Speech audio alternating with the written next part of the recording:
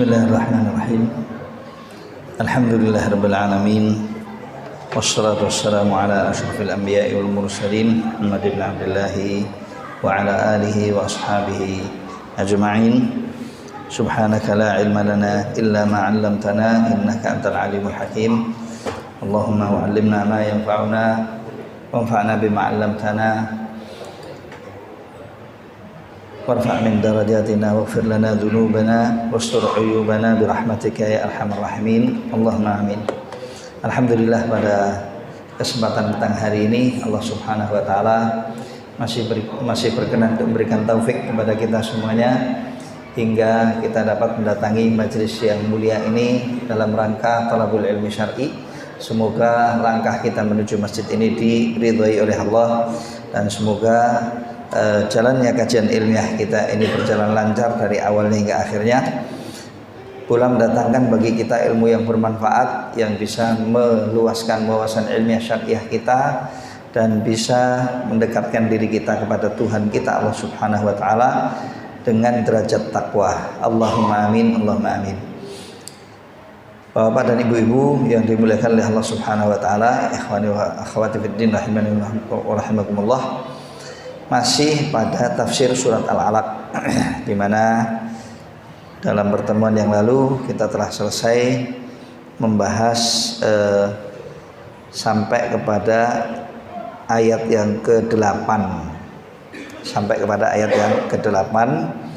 yaitu firman Allah Subhanahu wa taala, a'udzubillahi samiil 'aliim minasyaitonir rajim. Bismillahirrahmanirrahim. Iqra bismi rabbikal ladzi khalaq. Bacalah dengan menyebut nama Tuhanmu yang telah menciptakan. Khalaqal insana min 'alaq, yang telah menciptakan manusia dari daging yang menempel di dinding rahim ibunya. Iqra wa rabbukal akram. Bacalah dengan menyebut nama Tuhanmu yang paling dan maha mulia. Alladzi 'allama bil qalam, yang telah mengajarkan ilmu dengan perantaraan pena ataupun qalam. 'Allamal insana ma lam ya'lam, dialah Allah Subhanahu wa taala yang telah mengajarkan kepada manusia segala yang tidak pernah diketahui sebelumnya. Kemarin sudah saya sampaikan, ini adalah ilmu-ilmu yang baik maupun ilmu-ilmu yang buruk. Kalla, kemudian Allah menyebut innal insana layatgha. Ya, sekali-kali tidak, ketahuilah sesungguhnya manusia sungguh-sungguh telah melampaui batasnya. Sungguh-sungguh manusia telah melampaui batas. Ini Allah Subhanahu wa taala mengabarkan kepada kita tentang karakter yang wujud pada kebanyakan manusia, bahwasanya mereka melampaui batas yang telah ditetapkan oleh Allah Subhanahu wa taala, oleh sang penciptanya dan oleh Tuhannya. Tidak boleh untuk dilewati, tetapi dia sengaja untuk melampaui batas tersebut. Dan ini perbuatan maksiat, sebabnya ar-ra'ahu istaghna, karena dia menganggap dirinya sudah tidak butuh dengan siapa-siapa, menganggap dirinya telah cukup, menganggap dirinya telah mampu untuk bisa berdiri dengan kaki sendiri, tidak merasa perlu dan tidak merasa butuh kepada siapapun, sampai kepada Tuhannya pun dia lupa. Dan bahkan bukan lagi lupa, diingatkan bahwasanya kamu tetap butuh kepada Tuhanmu, tapi jawaban mereka dengan kesombongannya, kecongkaannya, lalu dia mengatakan tidak ada urusan antara saya dengan Tuhan. Saya sukses karena usaha saya sendiri, saya sukses karena kemampuan saya sendiri, saya sukses karena memang saya berhak untuk sukses, saya sukses karena memang mempunyai terah dan keturunan darah biru dan lain sebagainya. Nah, dia merasa kalau dirinya sudah tidak butuh lagi dengan Tuhannya. Maka dari itu sifat ini yang menyebabkan karakter buruk wujud pada dirinya, yaitu berani-beraninya dia untuk melampaui batas-batas Allah Subhanahu wa taala. Dan ini sudah ketetapan Allah Subhanahu wa taala yang tidak akan mungkin bisa berubah selama-lamanya. Silahkan dalam sejarah jin dan manusia, kalau Anda mencari-cari siapa di antara mereka yang melampaui batas, berani-berani melampaui batas, dan pelampauan batas yang paling tinggi adalah pelampauan batas seorang hamba yang memposisikan diri pada posisi Tuhan atau diposisikan oleh yang lain pada posisi Tuhan dan disembah. Dia tahu, tetapi dengan sengaja dia membiarkan hal tersebut, tidak memungkirinya. Ini posisi tughyan, ini posisi pelampauan batas yang paling tinggi dan yang paling berat, ya. Dan telah terjadi dari sebagian orang, diantaranya yang mengaku terang-terangan, ya. Di antaranya adalah Fir'aun yang disebut oleh Allah Subhanahu Wa Taala tentang halnya di dalam Al-Quran beberapa kali. Wallahu a'lam. Jazakallah khair. Kemudian Allah Subhanahu Wa Taala mengingatkan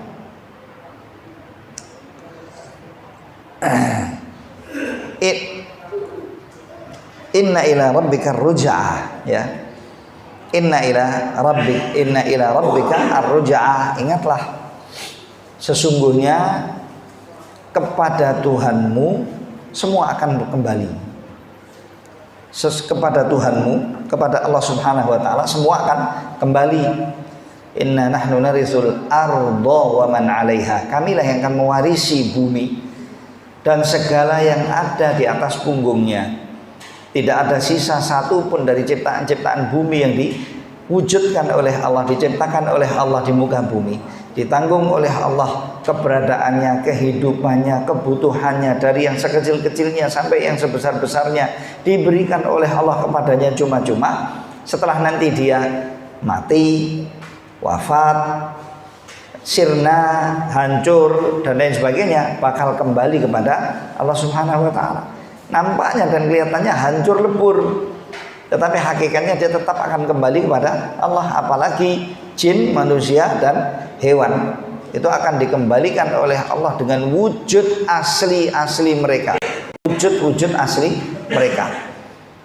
Jin dalam bentuk aslinya, manusia dalam bentuk aslinya, hewan juga dalam bentuk aslinya akan dibangkitkan oleh Allah dari kubur-kubur mereka atau tanah di mana mereka meninggal dunia atau mati di tempat tersebut, akan dikeluarkan oleh Allah, lalu dihasyar, dikumpulkan oleh Allah Subhanahu Wa Taala di padang mahsyar dan bakal kembali kepada Allah Subhanahu Wa Taala. Ini Allah Subhanahu Wa Taala mengingatkan kepada kita secara khusus dan kepada semua jin dan manusia secara umum. Inna ila rabbika ruj'ah. Sesungguhnya kepada Tuhanmu kita semuanya akan kembali, atau kita akan dikembalikan.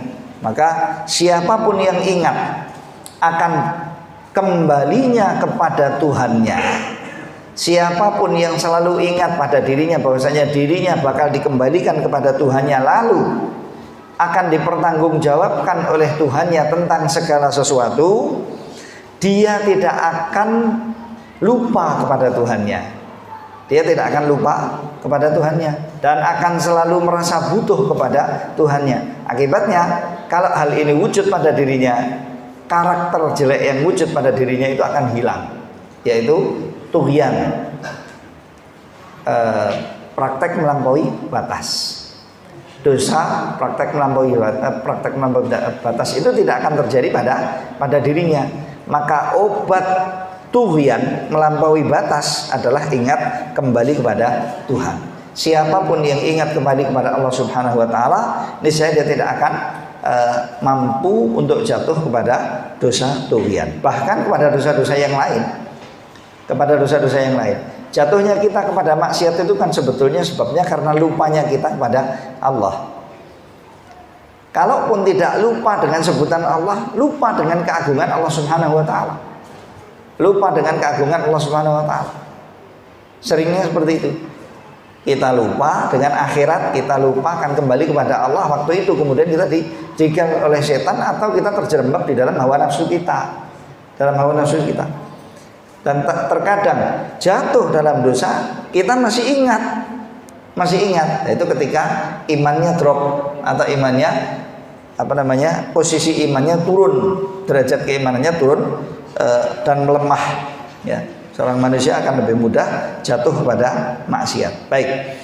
Jadi di sini Allah Subhanahu wa taala mengingatkan inna ila rabbika ar-ruj'a. Baik. Kemarin hanya sampai batasan ini pembahasan kita di beberapa pertemuan yang lalu. Kemudian kita menyambung firman Allah Subhanahu wa taala berikutnya, ara'aital ladzi yanha 'abdan idza shalla. Dua ayat. Tahukah kamu atau bagaimana menurutmu kejadian dahsyat yang terjadi pada seseorang yang berbuat kelakuan tughyan, melampaui batas? Apa? Mencegah orang untuk salat. Tahukah kamu tentang kejadian orang yang telah melampaui batas mencegah orang lain untuk salat? Mencegah orang lain untuk salat. Siapapun dengan alasan apapun, kalau berani mencegah orang lain untuk salat, mencegah orang lain untuk salat, tentu sebabnya adalah kezaliman, maka dia telah jatuh pada tughyan, maka dia telah jatuh pada dosa melampaui batas. Siapapun, hatta orang tua, bapak, ibu, kakak, adik, orang yang terdekat. Naik lagi atau berikutnya atasan, ya, pimpinan-pimpinan, ya, sampai kepada pemerintahan atau siapa saja yang punya kekuasaan. Kalau sampai kemudian dia menggunakan kekuasaannya untuk melarang orang lain, meskipun tadi saya katakan anaknya sendiri untuk sholat, maka dia telah jatuh pada tughyan. Dan dosa ini dosa yang serius. Telah terjadi hal ini dari seorang pimpinan dan dedengkot ahlul jahiliyah di zaman Rasulullah SAW, yaitu Abu Jahal, yang tadinya dijuluki dengan Abul Hakam, orang yang bijaksana dan ahlul ilmi, yang nyaris tidak ada permasalahan di Quraisy kecuali Quraisy pasti meminta pendapatnya dia, pasti meminta pendapatnya dia.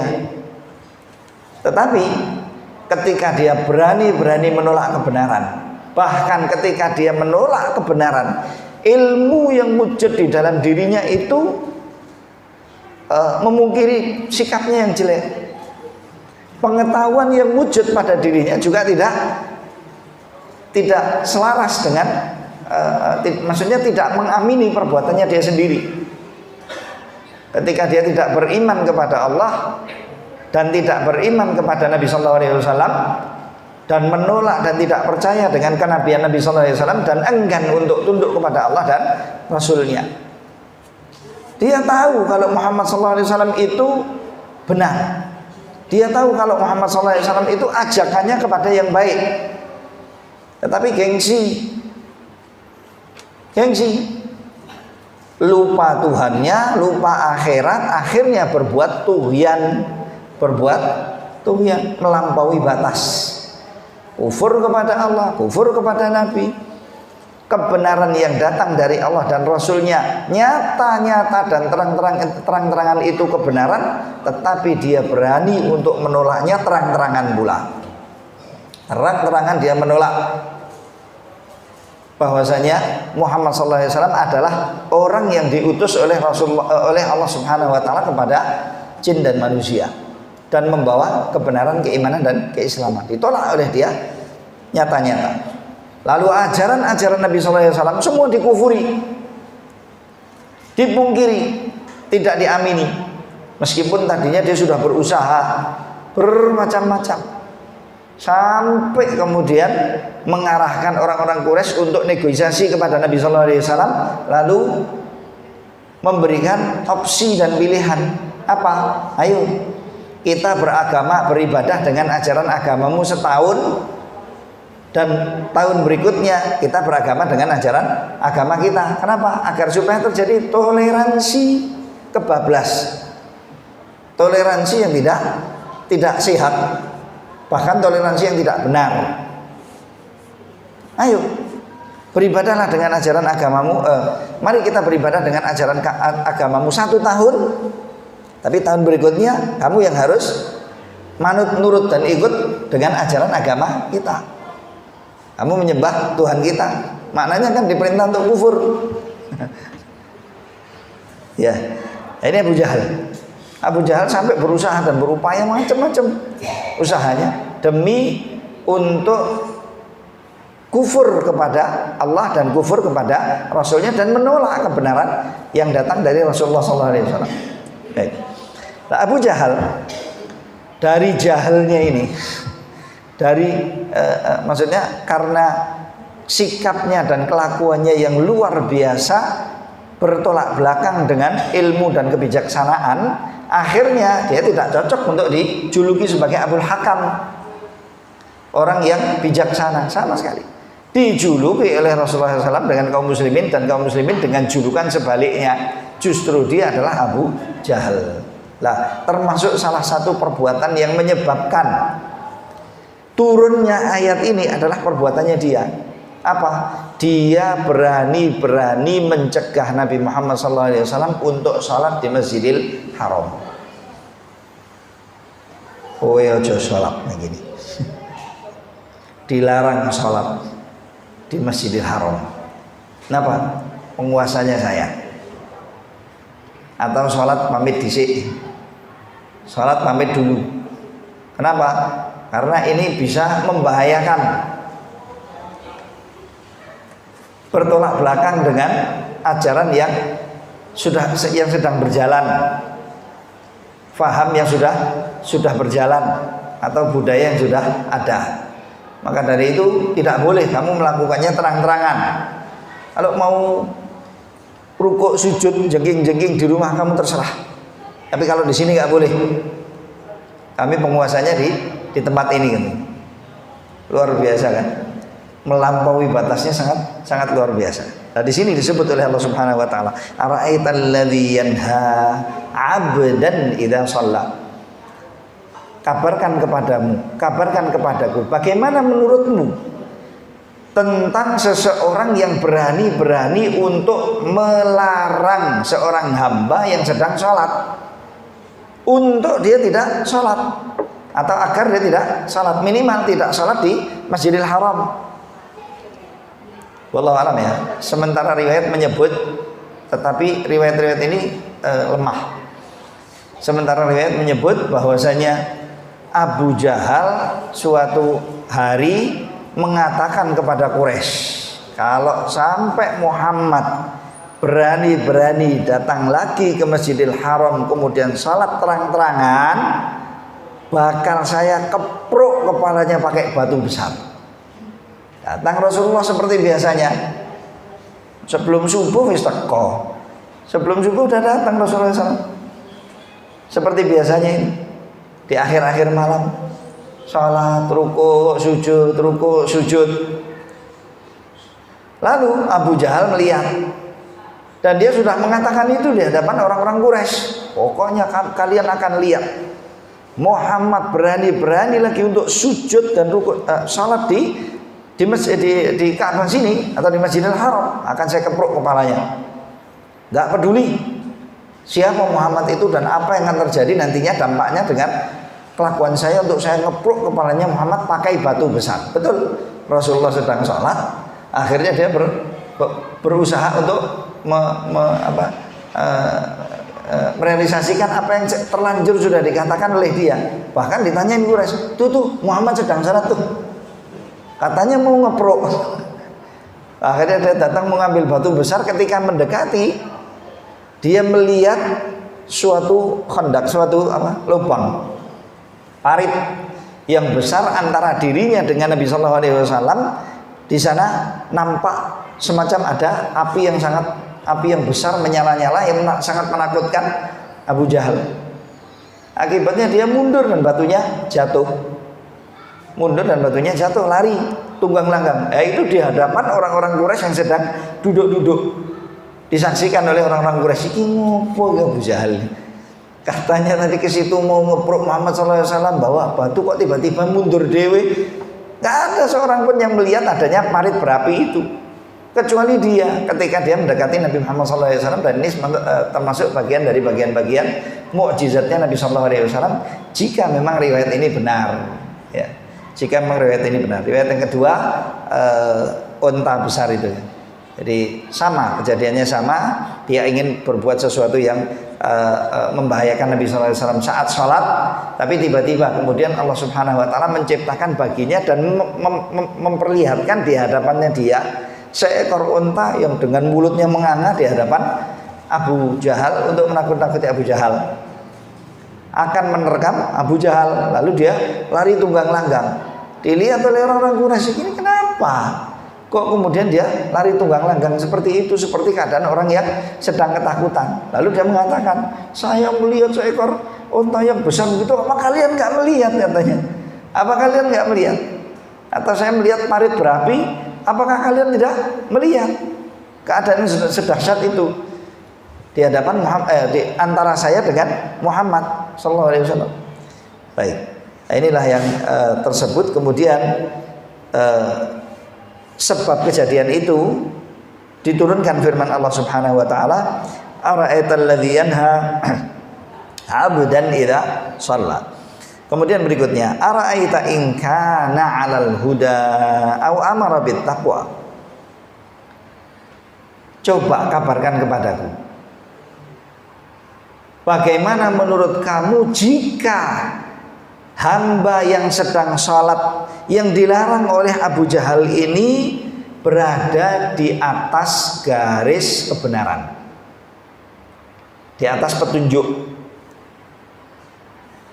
lalu aktivitasnya memerintahkan orang lain untuk melaksanakan praktek takwa. Satu, dia sendiri berada di atas huda, jalur petunjuknya Allah Subhanahu wa taala, berada di atas petunjuknya Allah benar.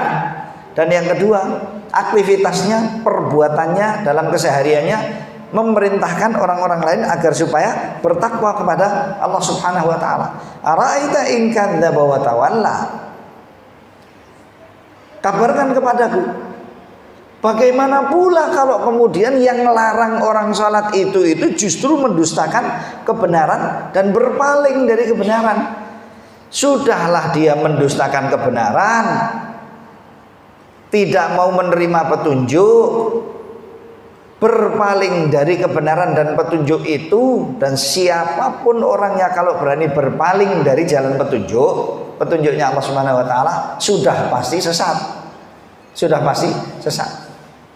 Kok kemudian berani-beraninya dia melarang seorang yang berada di atas jalur petunjuk, di atas jalur huda, di atas kebenaran, dan aktivitasnya dalam hidupnya sebaik-baik aktivitas, yaitu memerintahkan orang lain kepada takwa. Tentunya kalau beliau memerintahkan orang lain kepada takwa, beliau sendiri juga pimpinan orang yang bertakwa.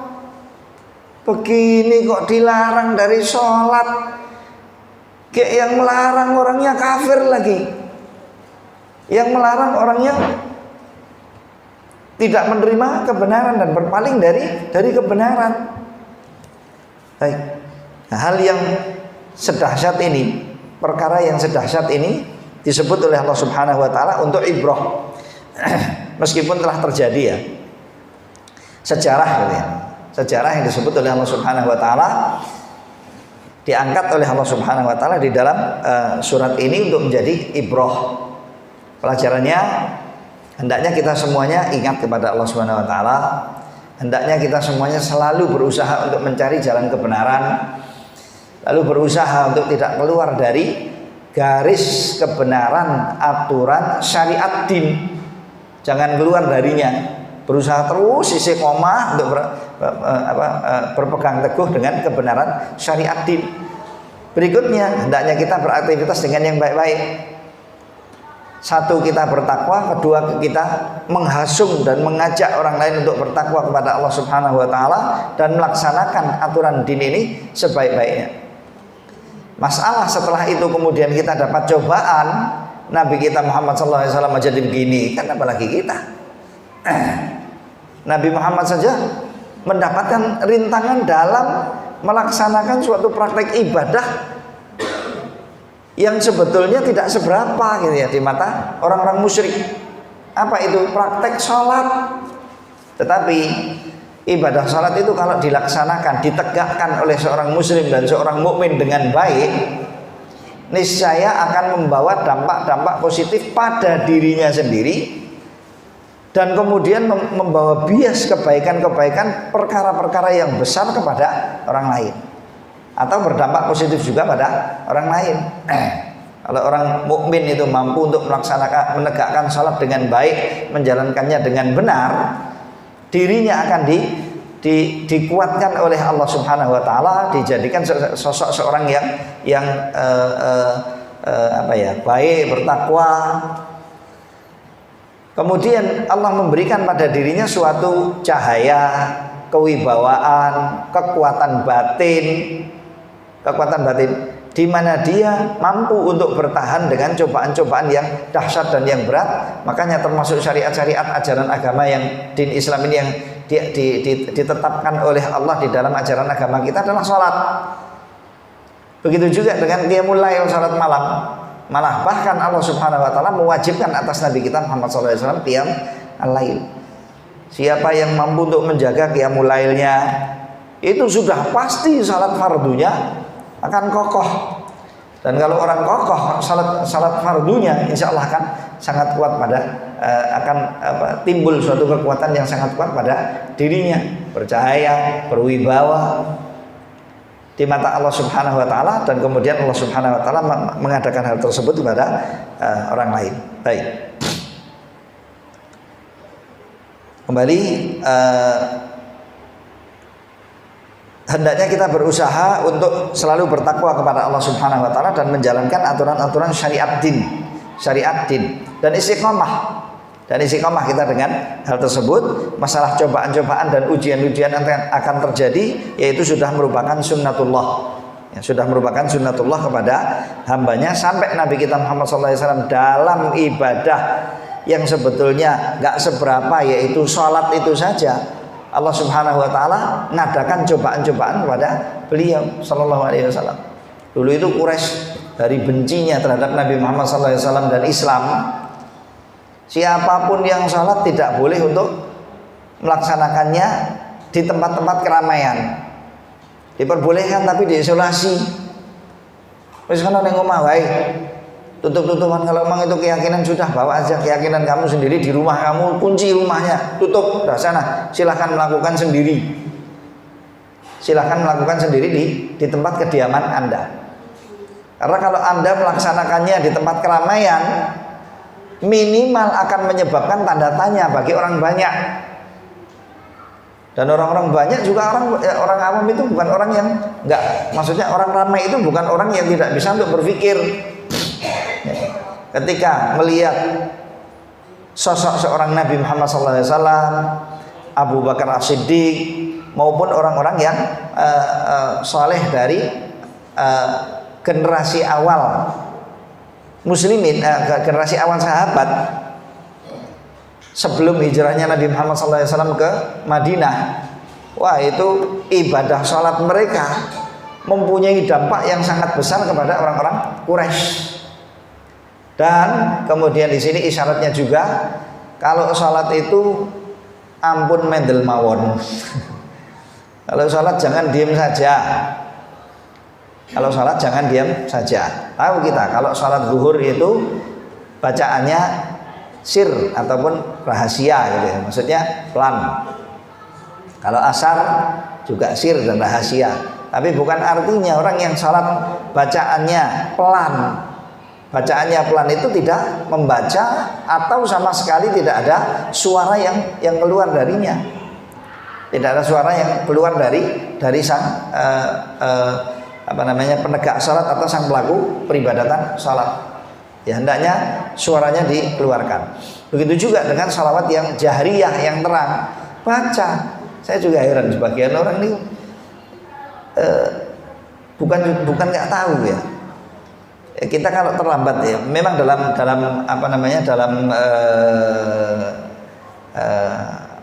madzhab fiqhiyah atau jahar. Salatnya juga jahriyah. Begitu juga kalau terlambat 2 rakaat di salat maghrib. Yang pertama jahar.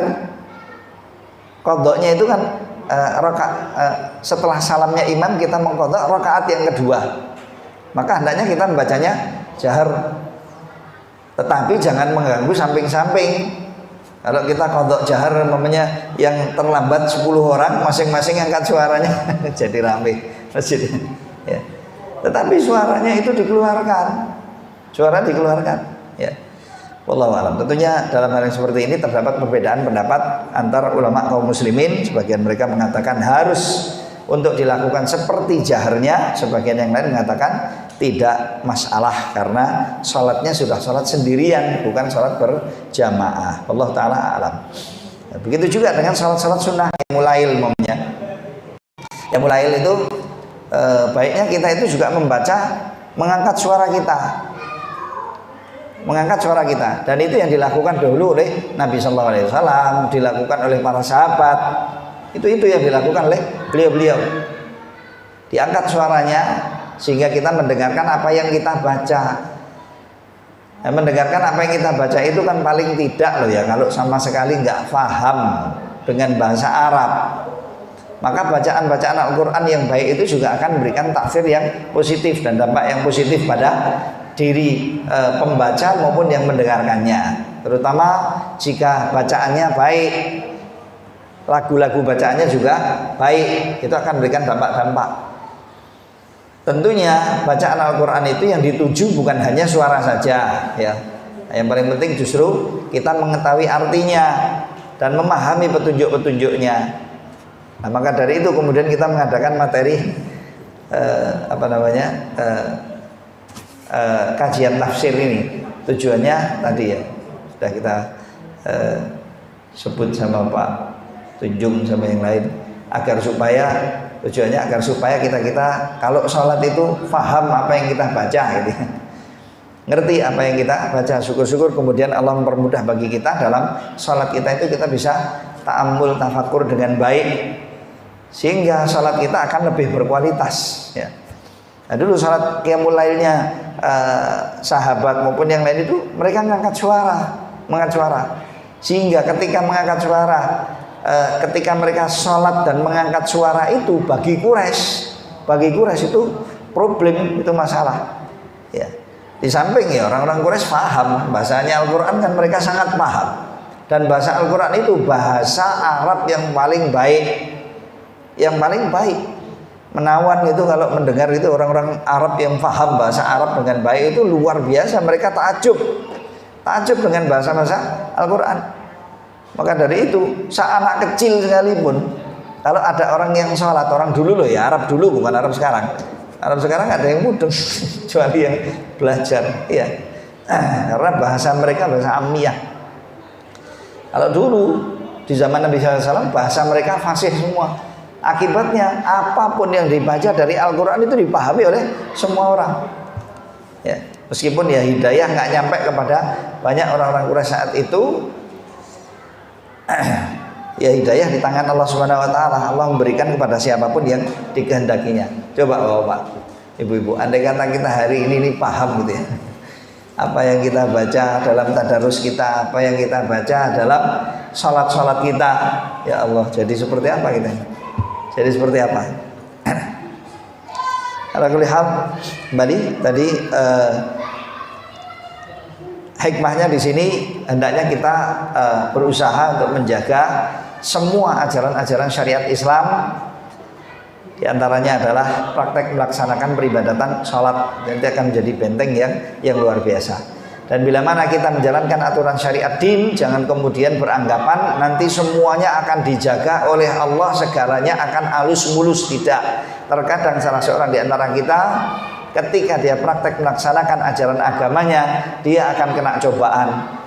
Dalam ibadah sholat sekalipun yang semudah sholat, Nabi kita Muhammad SAW kena cobaan yang sedemikian berat. Maka jangan sampai kemudian nanti kita terkena cobaan apapun dalam praktek melaksanakan syariat, kemudian kita mengeluh dan mengaduh ya. Baik. Kemudian setelah itu Allah Subhanahu wa taala menyebut ara'aita in kadzdzaba wa tawalla. Bagaimana menurut kamu jika, atau tahukah kamu jika bila mana, atau bagaimana menurut kamu jika orang yang mencegah orang salat itu tadi, yaitu Abu Jahal. Abu Jahal itu tadi adalah orang yang mendustakan agama dan berpaling darinya. Sudahlah mendustakan, tidak percaya, berpaling dari kebenaran, tidak mau untuk mengagungkan dan menerimanya dengan baik.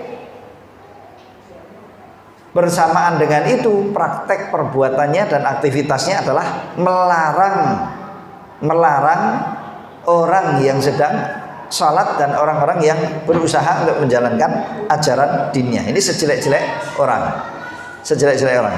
Kemudian Allah Subhanahu wa taala menegur, alam ya'lam bi annallaha yara. Tidakkah dia ini, orang ini tahu? Tidakkah orang ini sadar bahwasanya Allah Subhanahu wa taala melihat? Bahwasanya Allah Subhanahu wa taala menyaksikan, bahwasanya Allah Subhanahu wa taala memantau. Quraisy, orang-orang musyrik Quraisy itu dulu, kalau ditanyain siapa sang pencipta dan pemilik jagat raya, mereka nggak bisa mengakui bahwasanya yang menciptakan itu patung fulan dan patung alan, nggak bisa. Sesembahan mereka itu patung. Tetapi mereka meyakini bahwasanya yang menciptakan jagat raya dan pemiliknya itu Allah. Tapi begitu, lupa mereka, lupa dengan hal sebesar ini. Loh, apa dia itu nggak menyaksikan? Apakah dia itu tidak tahu?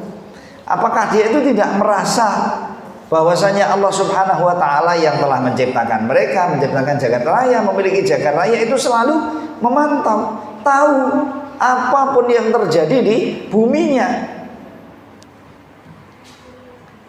Bukankah Allah sang pencipta? Masa Allah yang menciptakan kok kemudian tidak tahu kejadian ciptaannya? Termasuk di antara ciptaan yang diciptakan oleh Allah itu ya Abu Jahal ini tadi. Kenapa kok kemudian Abu Jahal itu bisa lupa? Padahal dia tokoh, dia orang yang banyak maklumatnya, dia banyak ilmunya. Dia dijunjung tinggi oleh kaumnya, kok bisa kemudian dia itu lupa dengan Tuhannya, lalu berbuat perbuatan yang tidak senonoh. Apa dia tidak ingat, apa dia tidak tahu bahwasanya Allah Subhanahu wa taala itu selalu melihat dia dan memantau dirinya. Perbuatannya dia yang sejelek itu dilihat oleh Tuhannya, itu apa dia nggak tahu? Berani-beraninya mencegah seorang hamba bertakwa kepada Allah, memerintahkan kepada ketakwaan, mencegah orang ini ketika dia melaksanakan peribadatan salat yang merupakan tiang ajaran agamanya dia sendiri dan nisbatnya kepada Allah ibadah itu. Ini hanya Allah. Orang ini sedang rukuk sujud, bukan orang yang sedang cari duit. Bukan orang yang sedang kerja, bukan orang yang sedang mengais dunia, tidak. Sedang melaksanakan praktek ibadah kepada Allah Subhanahu wa taala Tuhannya. Masalah Anda nggak percaya ya sudah itu. Hal Abu Jahal, kamu nggak percaya sudah. Tetapi dia ini orangnya baik dan semua orang tahu kalau dia itu orang baik dan perbuatannya dia juga baik, kelakuannya juga baik, muamalahnya kepada kalian juga baik, tidak pernah dusta, tidak pernah bohong. Datang mengaku dilantik oleh Allah menjadi nabi, menjadi rasul, membawa ajaran syariat baru dan syariatnya juga baik. Di antara syariatnya adalah praktek pelaksanaan sholat. Kok kemudian kamu berani-beraninya melarang dia untuk dia beribadah kepada Tuhannya Allah Subhanahu wa taala yang kamu sendiri yakin bahwasanya Allah itu pencipta jagat raya, termasuk yang menciptakan kamu. Apakah kamu nggak merasa kalau kamu dalam berbuat itu dilihat oleh Tuhan, gitu kan? Apakah kamu itu nggak ingat bahwasanya perbuatan kamu itu tidak akan lepas dari pemantauan Allah? Wahai Abu Jahal, alam ya'lam bi annallaha yara. Kalla la illam yantahi lanasfa'am bin nasiyah. Sekali-kali tidak.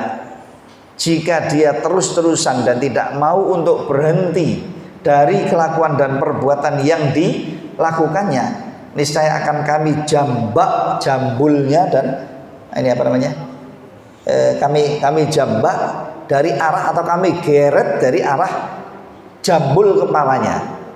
Dari arah jambul kepalanya, dan jambul kepala kita itu kehormatan gitu ya. Jambul kepalanya manusia itu kehormatannya manusia. Makanya kalau kita potong rambut, jambul kita ditebas masalah itu ya. Bisa ngamuk-ngamuk. Bagaimanapun kalau potong itu nih, potong rambut sini pasti yang bagian depan itu enggak diusik, cuma diratakan sedikit-sedikit. Kalau dipotong semuanya nanti jadinya gundul. Jadinya gundul, nyaris nggak ada indahnya, nyaris nggak ada indahnya. Bahkan kalau Anda memotong pinggir-pinggir belakang, semuanya dipotong pendek, atas dipotong pendek, bagian depannya disisakan yang sesuai dengan bagian-bagian yang lain, itu bentuknya itu akan indah. Tetapi kalau sudah dipotong semuanya, jambulnya hilang ya sudah. Apalagi kalau yang ditebas cuma jambulnya. Ditebas cuma jambulnya, kanan kirinya dibiarkan, atas bawah, atas belakang dibiarkan, jadi gak karu-karuan. Jadi ini simbol keindahan ciptaan kepala dan wajahnya manusia. Dulu orang-orang dulu kalau mau menghinakan orang yang ternama gitu ya, atau tokoh, orang yang kuat, orang yang ternama, tokoh, dan kalau mau menghinakan mereka, di antara caranya itu adalah ditebas jambulnya.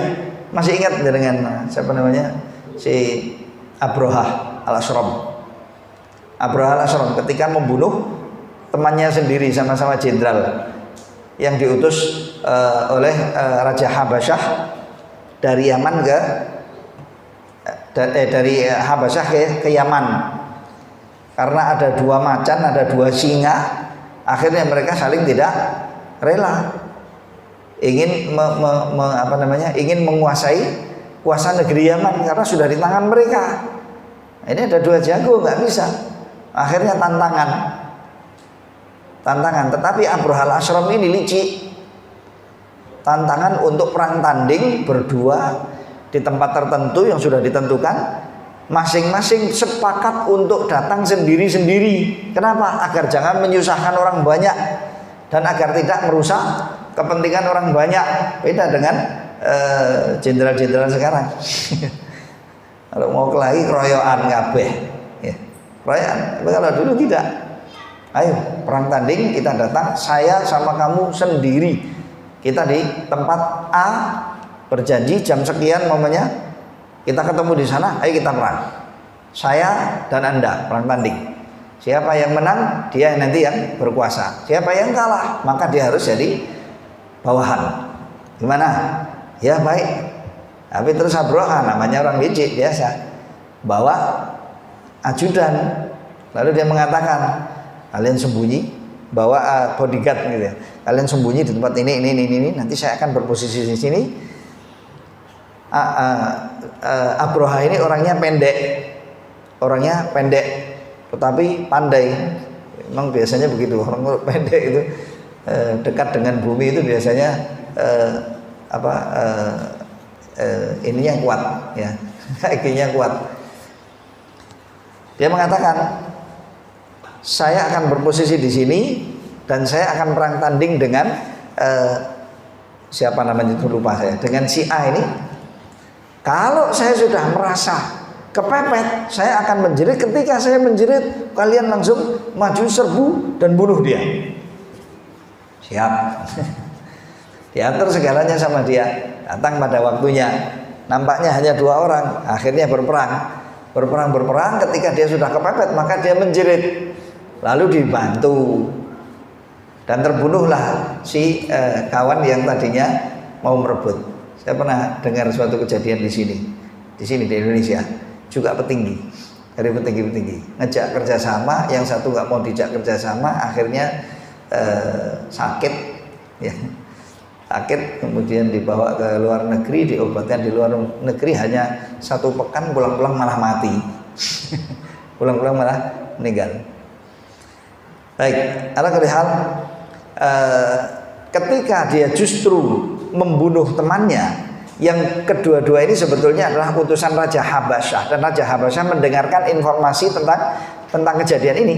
Abrahah mulai memutar otaknya, gimana caranya memutar kepalanya, akalnya, agar supaya sang raja tidak murka. Maka dia mengatakan kepada raja, saya punya cita-cita yang sangat tinggi, apa? Akan mendirikan Qulais, Ka'bah tandingan di negeri Yaman, saya buatkan hanya untuk paduka Raja Habasyah. Untuk Anda. Bukan untuk yang lain. Akan saya bangun tujuannya untuk mengarahkan semua orang-orang Arab menandingi Ka'bah, dan kita akan belotkan haji mereka tidak lagi pergi ke Makkah, tapi haji mereka akan pergi ke negeri Yaman ini di Qulais. Dan Qulais adalah milik baginda, meskipun yang kerja menciptakannya dan membuatnya dan yang memaksa semua orang dan mengarahkan semua orang adalah saya. Itu satu. Yang kedua, saya bersumpah, kata dia, saya bersumpah akan mengirimkan kepada baginda tanah, saya akan bersumpah untuk memijakkan kaki, atau saya pergi mengarah kepada baginda dan sujud kepada baginda untuk meminta ridhonya baginda terhadap kesalahan yang telah saya lakukan untuk membunuh teman saya ini. Akhirnya dia pertama mengirimkan informasi pembangunan Qulais, kedua kemudian dia mengambil tanah Habasyah, diletakkan dalam kotak, dan dia memotong jambul kepalanya sendiri. Dipotong jambul kepalanya dan diletakkan di atas tanah tersebut, lalu dibungkus kemudian dikirim pergi ke Habasyah, dan mengatakan kepada utusannya, tolong bilang sama sang raja bahwasanya tanah ini adalah tanah Habasyah, dan rambut ini adalah jambulnya Abrahah, simbol kehinaan Abrahah buat sang raja. Abrahah di hadapan sang raja tidak ada apa-apanya, meskipun Abrahah adalah kepercayaan sang raja yang diutus oleh raja untuk menangani semua negeri Yaman. Nah, dahulu itu begitu. Orang kalau menghinakan, maka jambulnya yang dieret-eret. Nah, di sini Allah Subhanahu wa taala menyebut lanasfa'an bin nasiyah nasiyatin kadzibatin khati'ah. Jambul itu adalah jambul yang dusta dan jambul sang pelaku kesalahan tidak senonoh. Falyad'u nadiyah, hendaknya dia menyeru semua penolong-penolongnya dan semua pembela-pembelanya, suku-sukunya sana, suruh panggil, kumpulkan semua siapa saja yang di bawah kepemimpinannya, kelompok-kelompoknya dia di bawah kepemimpinannya, kumpulkan semuanya, agar supaya terjadi suatu kumpulan yang sangat kuat menantang Tuhannya. Falyad'u nadiyah, hendaknya Abu Jahal ini mengumpulkan semua orang Quraisy, semua orang-orang yang berkoalisi dengan orang-orang Quraisy di bawah kekuasaannya di bawah kekuasaannya Abu Jahal. Sekuat apapun kamu untuk mengumpulkan bala tentara, silahkan kumpulkan semuanya. Kenapa?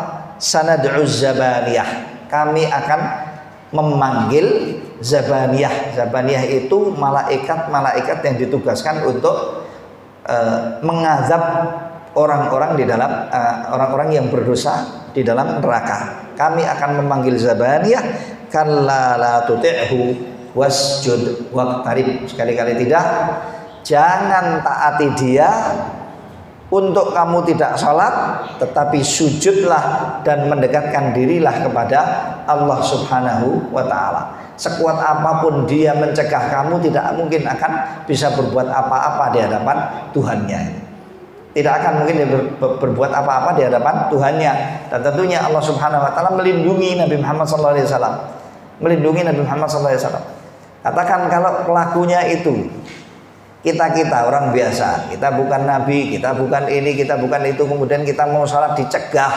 Kalaupun sampai ada orang yang berani mencegah sosok seorang mukmin, sosok seorang muslim untuk beribadah apapun yang dilakukannya, baik salat maupun yang lain, maka perbuatan itu adalah perbuatan pelampauan batas yang pertama. Kemudian yang kedua, seolah dia ditantang oleh Allah untuk mengumpulkan segala kekuatannya, lalu silahkan untuk menantang Allah Subhanahu wa taala. Niscaya Allah Subhanahu wa taala akan mendatangkan dan memanggil baginya zabaniyah. Katakan dia bisa untuk mencegah kita melaksanakan peribadatan salat maupun menjalankan aturan syariat apapun juga, atau bahkan sampai membunuh kita. Sekali lagi, tidak akan mungkin dengan perbuatannya dia akan selamat di akhirat. Tentunya kalau tidak tobat ya. Tidak akan mungkin dia bisa selamat kalau dia kembali kepada Tuhannya. Yang akan menemui dia dan yang akan menyambut dia ketika kembali kepada Tuhannya adalah az-zabaniyah. Dia hanya mampu untuk berbuat paling banter membunuh kita di sini. Kalau membunuh kita kabeh ya bakal mati. Semua kita bakal kembali kepada Allah Subhanahu wa taala. Nah, kalau kita dalam melaksanakan praktek syariat ini mampu sabar, tabah, tetap siap menerima resiko apapun juga sampai kepada batasan kematian, itu luar biasa. Luar biasa. Dan siapapun yang berani untuk menghalang-halangi sosok seorang mukmin dan berusaha untuk mencegah seorang mukmin mengabdi kepada Tuhannya, beribadah kepada Allah Subhanahu wa taala, akan berurusan dengan zabaniyah. Sekuat apapun, setinggi apapun, sekokoh apapun posisi dan kedudukannya di dunia, ketika dia kembali kepada Allah Subhanahu wa taala akan digeret-geret jambulnya, akan digeret-geret bagian depan kepalanya ini oleh para zabaniyah dan dihinakan di hadapan semua ciptaan yang ada. Hari ini dia hanya bisa pamer dengan kekuatannya di hadapan beberapa orang di antara kita. Tapi ketika nanti dia kembali di akhirat kepada Tuhannya, akan dieret-eret dan diorot-orot dan diketahui oleh semuanya pelakunya adalah zabaniyah, sedangkan yang diseret-seret adalah sosok yang mengaku tokoh, yang mengaku penguasa, mengaku orang yang paling kuat dan orang paling hebat tersebut. Wallahu ta'ala alam. Inilah beberapa pelajaran yang terkandung dari surat Al-Alaq. Mudah-mudahan kajian kita ini bermanfaat dan semoga apa yang telah kita kaji bersama bisa menambahkan wawasan ilmiah syariah yang baik bagi kita, menumbuhkan keimanan dan ketakwaan yang dalam pada diri kita, menjadikan kita semuanya istiqomah di jalan Allah Subhanahu wa taala untuk senantiasa beribadah kepada Allah Subhanahu wa taala dengan yang sebaik-baiknya. Dan semoga berikutnya kita diwafatkan oleh Allah Subhanahu wa taala nantinya dengan keadaan diridhai oleh Allah Subhanahu wa taala dengan husnul khatimah di atas jalur keimanan kepada Allah Subhanahu wa taala. Juga kita berdoa dan mohon kepada Allah agar supaya Allah berkenan untuk menjauhkan kita dari cobaan-cobaan kehidupan dalam urusan pribadi kita, urusan kehidupan dunia kita, urusan keagamaan kita dan urusan akhirat kita. Semoga Allah Subhanahu wa taala menyelamatkan. Namun jika Allah Subhanahu wa taala mentakdirkan bagi kita cobaan, semoga Allah menguatkan kita dalam menghadapi cobaan-cobaan tersebut. Kemudian juga kita berdoa dan mohon kepada Allah agar Allah berkenan untuk membela kaum muslimin dimanapun mereka berada, mengangkat atas mereka cobaan-cobaan yang berat, terkhusus saudara-saudari kita kaum muslimin yang ada di Gaza. Siapapun yang menzalimi mereka, semoga Allah Subhanahu wa taala membalas dendam mereka dan menghadap mereka dan berbuat kepada mereka apa yang bisa menenangkan hati kaum muslimin. Karena balasan Allah Subhanahu wa taala adalah balasan yang maha dahsyat. Tidak ada seorang pun yang mampu untuk menolak balasan-balasan Allah Subhanahu wa taala. Allahumma amin. Sallallahu alaihi Muhammadin wa ala alihi wa sahbihi ajma'in wa akhiru da'wana alhamdulillahi rabbil alamin. Mari kita tutup majelis ini dengan kafaratul majlis. Subhanakallahumma wa bihamdika asyhadu an la ilaha illa anta astaghfiruka wa atubu ilaik. Wassalamualaikum warahmatullahi wabarakatuh.